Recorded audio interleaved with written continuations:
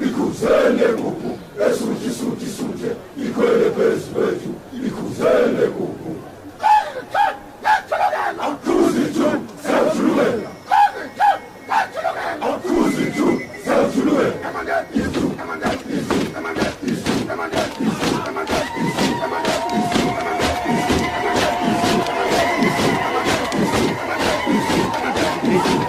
amapolisa bathathe bafika bachithe ngale babuye bamnika umgani bathi udlile. I hear these things after the case. How can you say we're bringing food every day? Ngithi we, but no, we're bringing food. And the police will take it. But sikupe one, but asesiyamnika bafike bayijikela ngale. No water, 3-4 days, no water, no food. These are some of the things that should strengthen you, not to weaken you. When your enemy treats you like that, it tells you what he is pained by the stance you have taken. I went through the courts. As you were saying, confirm what you said. He was detained in Lupane, not as the Newsday reported it. Father Malcolm Kanda was detained in Lupane, in Cholosho. So I let on down in order to go to Wanke Magistrate Court. And it was at this Magistrate Court when we were forced to go through from the back side of the court.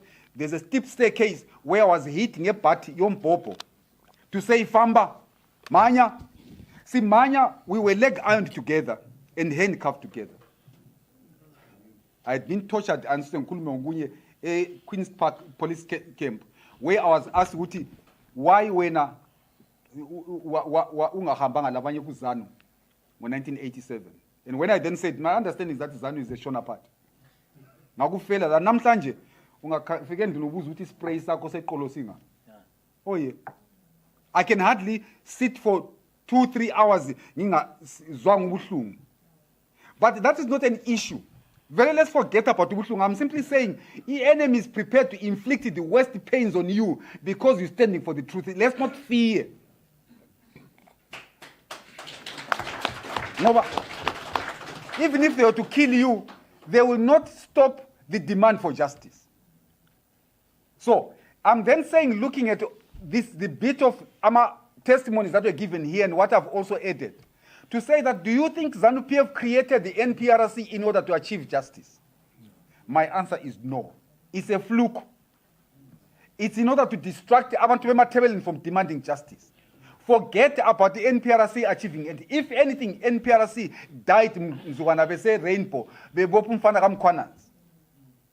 was the end of NRPC.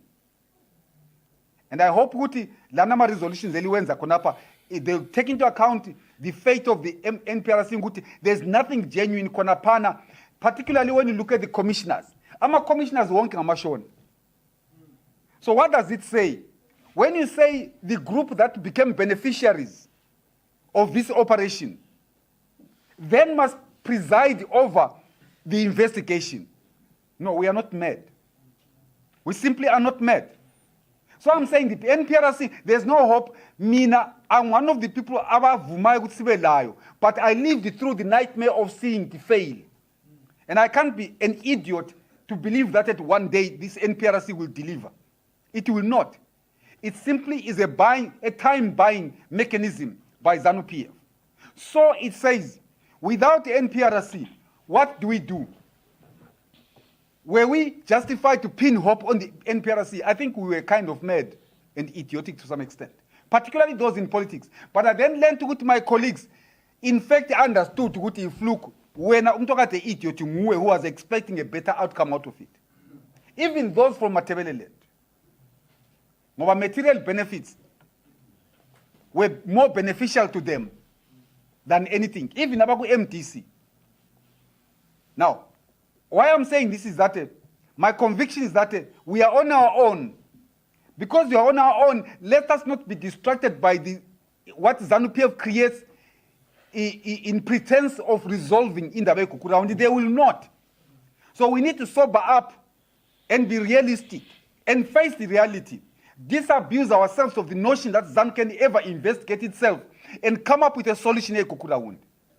So what it says to you, Lina, any resident outside the country, have even a bigger responsibility of saying, how can we first of all be united to unite abantu bagiti? Let us not, drive further my pegs of individualism. Sifund ukuba more welcoming and inclusive. Build a bigger platform, a bigger voice for the people of Matabeleland, so that we may achieve justice. So I'm saying my experiences,